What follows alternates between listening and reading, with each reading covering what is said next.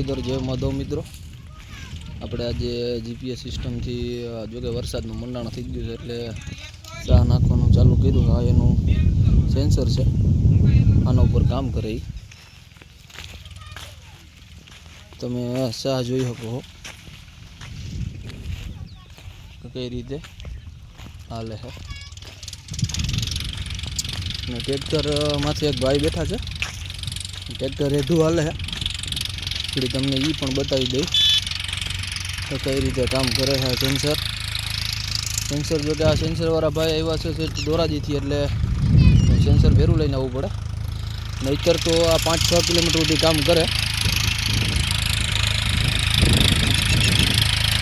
એટલે જોઈ શકો તમે, સ્ટેરિંગ ઓટોમેટિક કામ કરે છે. ભાઈ ખાલી બેઠા છે.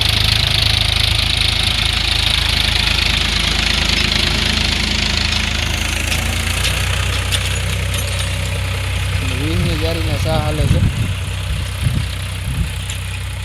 આપણે આપણી ટ્રેક્ટરમાં જઈને પણ બતાવી દઈએ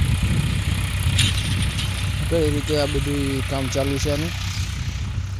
બાકી સા તમે જોઈ લ્યો, ગલોલા થાય છે. હા, આપણે હવે ગયા વર્ષે આપણા ટ્રેક્ટરમાં ફિટ કરાવવાનું છે. આ વખતે તો હવે થઈ ગયું.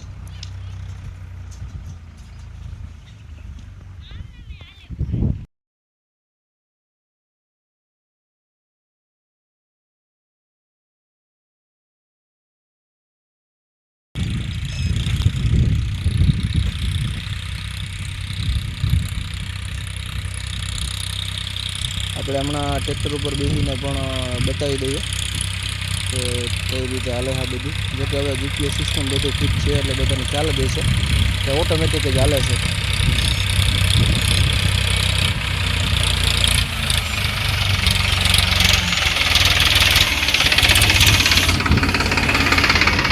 જવા દે.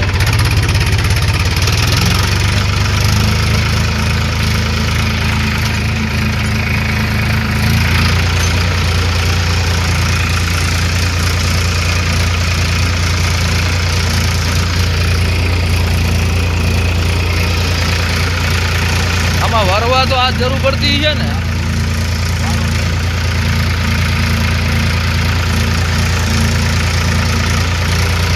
બીજું આ સેટિંગ તો બધું એની રીતે કરી લે ને.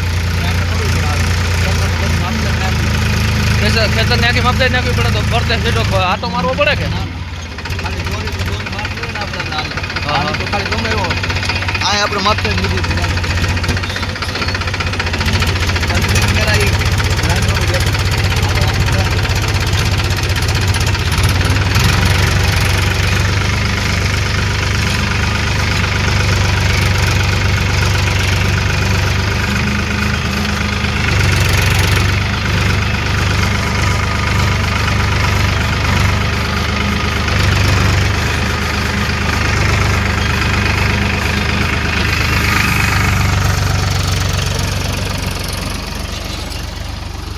ખાલી આપણે સેઢે પારે વારવા ભેરું રહેવું પડે અને આવીને સીધું ખેતરમાં એકવાર એની લાઈન દોરી દેવી પડે. બાકી તો એની રીતે બધું કરી લે. સેઢે પારે ભાઈને ખાલી એકવાર ગેર બદલાવીને વારવું પડે ને બાકી બધું ઓકે. હાવ જનરલ કમ્પ્લીટ હાલે છે. જીપીએસ સક્સેસ છે.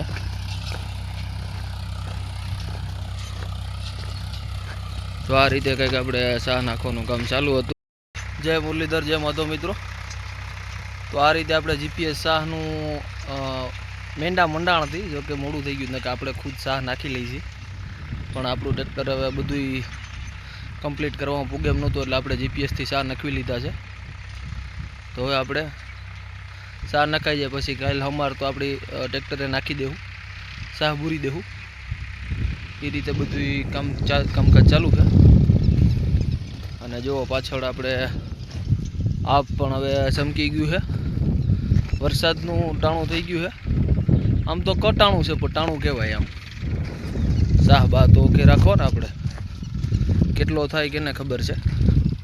તો કે ઓરવણાનો ટાઈમ છે એટલે કદાચ વરસાદ સારો થઈ જાય સીધું વાવવા જ થાય. આમ